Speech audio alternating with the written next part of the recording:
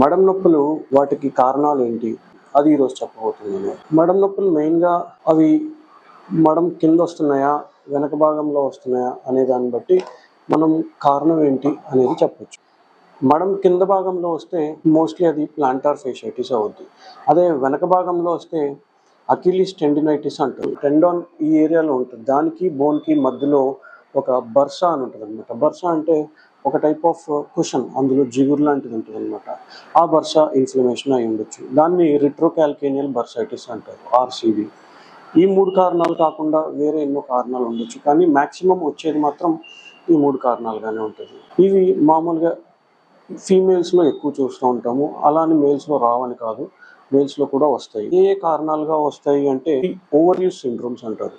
Over use అంటే మన body capacity కన్నా వాటిని ఎక్కువ వాడుతున్నాము.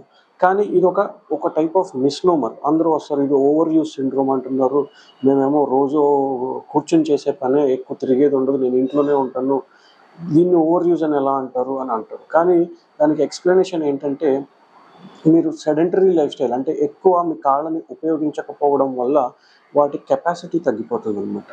కెపాసిటీ ఎప్పుడైతే తగ్గిపోద్దో చిన్న పని చేసినా కూడా అది ఓవర్ యూజ్ లెక్క వస్తుంది. Over use syndrome is a misnomer. అది కాకుండా వచ్చేది నెక్స్ట్ హై హీల్స్ ఎక్కువ వాడడం, ఎక్స్ట్రీమ్లీ హై హీల్స్. అలాంటివి వాడితే ఆ ఫేషియా అనేది దెబ్బతింటుంది. దాంతోపాటు అకిలిస్ టెండాన్ బయోమెకానిక్స్ కూడా మారడం వల్ల ఈజీగా వస్తూ ఉంటాయి అన్నమాట. గట్టి ప్రదేశాల మీద నడవడం అంటే ఈ మధ్య టైల్స్ ఎక్కువ వేసుకుంటున్నారు, అలా కాకుండా చెప్పులు లేకుండా రాళ్ల మీద, రోడ్ల మీద ఎక్కువ ఎఫెక్ట్ అయ్యే ఛాన్స్ ఉంటుంది. ఇవి మెయిన్ కాజెస్. సో ఇవి కాకుండా డయాబెటిక్స్ అండ్ స్మోకర్స్లో కొంచెం బ్లడ్ సర్క్యులేషన్ హ్యాంపర్ అవ్వడం వల్ల కొంచెం అక్కడ ఉండే టిష్యూ కానీ నర్వ్స్ కానీ వీక్ అయిపోతూ ఉంటాయి అన్నమాట. దానివల్ల కూడా యూజువల్గా ఎక్కువ చూస్తూ ఉంటాము.